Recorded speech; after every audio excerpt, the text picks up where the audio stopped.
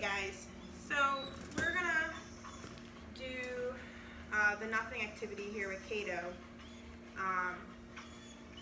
So I've got him on a slip lead, and I'm gonna give him about 1 to 1.5 feet a leash.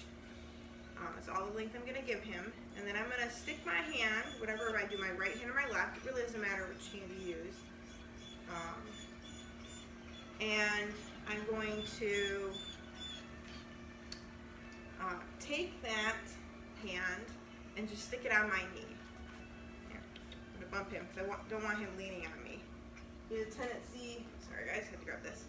He has a tendency to want to lean because he's insecure, so I don't want him to do that. Anyways, in the nothing activity, we literally do nothing. We just sit, and we give the dog about 1 to 1.5 feet a leash, and we just sit. Or you can do the standing too. And we sit. And what we're waiting for is we're waiting for the dog just to kind of lay down and chill.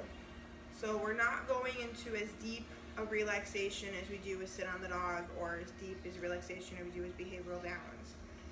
We're just waiting for the dog to lay down and chill. And this can be good for a lot of different things. It can be great that your dog knows just how to lay down and relax when you go somewhere and know they get rewarded. It's just another way to work on your dog learning how to lay down and relax with you. It can be useful in times where you don't have time somewhere to do a sit on the dog or a behavioral down, because maybe you're out on a walk with your friend, or you're out on a walk and you come across Susie Q, your bestest buddy in the world, and you and Susie Q want to talk.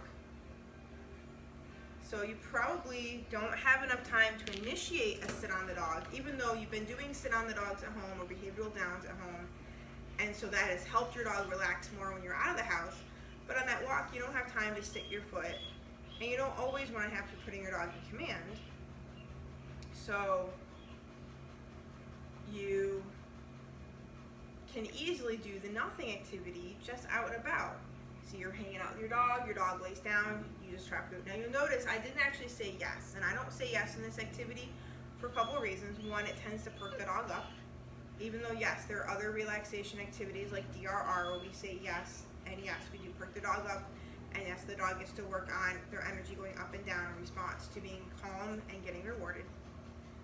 But I tend to just drop the food right between their feet, or I will hand it to their mouth, just depending on the situation. If I'm out and I'm outside on like gravel or grass, I'll probably just hand it to them so they don't have to hunt through that to get it.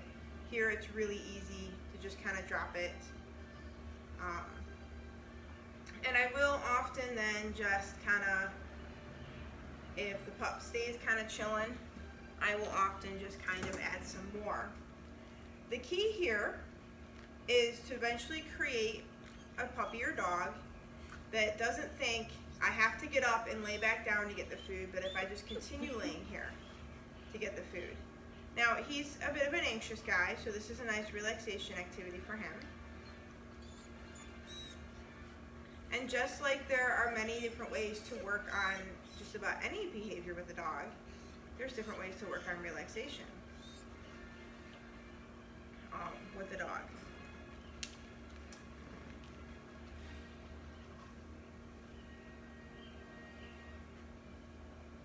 So I like the nothing activity. It's a good place to get started. It's just another way, another relaxation activity to do with the dog. It can be handy in situations where other relaxation activities are not as usable.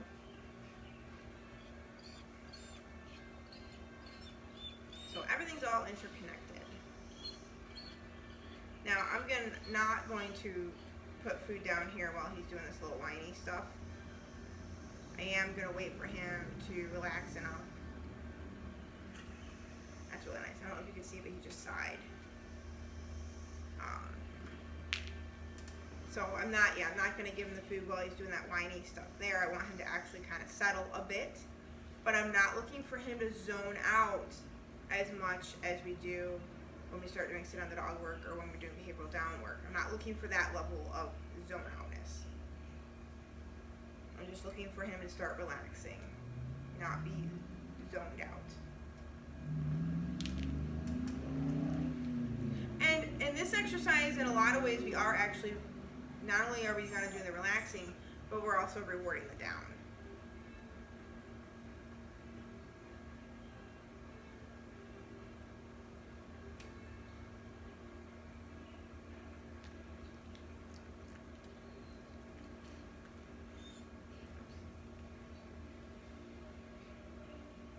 Also note that when he does lay down, when your dog does lay down, you may or may not have to give them a little bit more leash. He kind of laid down with his head a little bit further away from my knee, so I had to give him a little bit more leash. If he laid down like with his head over here, I probably wouldn't have had to do that, and that's okay. And I'm not necessarily looking for his head to be down on the ground. I could shape it that way. I could start with laying down, get you food. I could shape it to laying down with your head down, get you food. I could eventually use this to put those things on cue.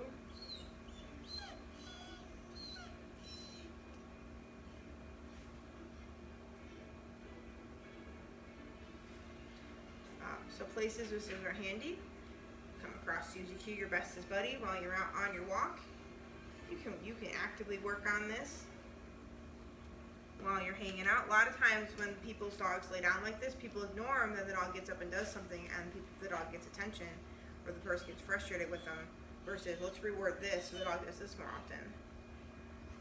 This is handy if you're going to go anywhere with your dog where you need your dog to chill. So I love this activity when I go to dog shows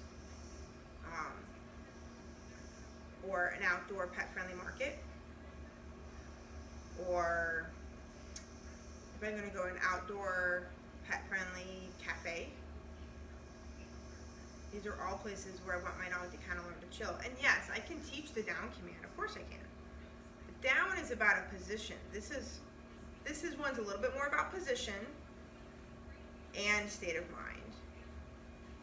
So yeah, we are looking for the dog to lay down first, and we start rewarding that, and then we just start slowly rewarding more and more relaxation. So there's also a DRR component in this.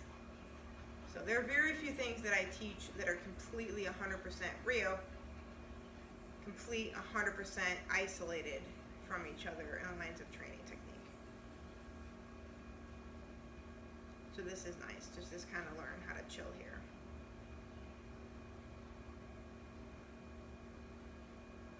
Oh, he goes, oh, there's food over here.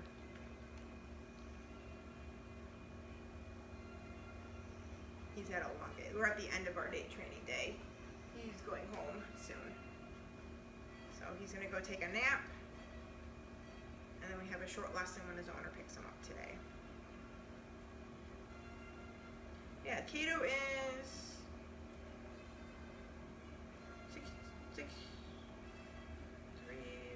14 or 15 weeks. I think he's 15 weeks now. Yeah, I think he's 15 weeks.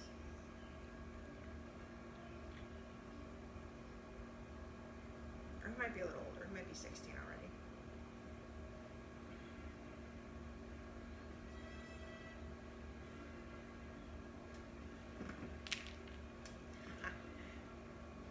I'm actually not too worried he's not picking up the food right away.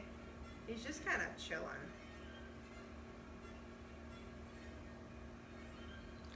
Because he knows it's there. He's like, oh, okay, maybe I want. It's so much effort to pick up my head. I'm so tired. So yeah, guys, this is the nothing activity. Don't be discouraged if your dog, lays down a little bit and then gets up and moves around and has to lay down, or they're pulling, or sometimes because I will usually, with a lot of dogs, start with sit on the dog first, because then the leash is underneath our foot and you've got the weight of your body, like we did with him, because he was quite active when we were doing that with him. And that this is with your arm. If it's a really young pup or a little dog, we can easily start with this, but for our bigger dogs, we usually get them a little bit more relaxed with sit on the dog first, and or behavioral downs. and then we might move to this later on, or we can easily also incorporate this into leash work. So if we're doing leash work, majority of the leash work I do, it doesn't matter if the dog is sitting and then lays down. There's only one type of leash work I do that doesn't allow us to do that with. But most of the leash work I do, if the dog is sitting next to us and then lays down, we can automatically start incorporating the nothing activity by start just putting that food down to that dog. And so the dog thinks even more about laying down, which then equals more relaxation over time. So if you guys got questions, let me know. We're going to get this guy up, and he's going to go take a nap before he gets picked up today and does a little lesson with his owner. So talk to you guys later. Off we go, bud.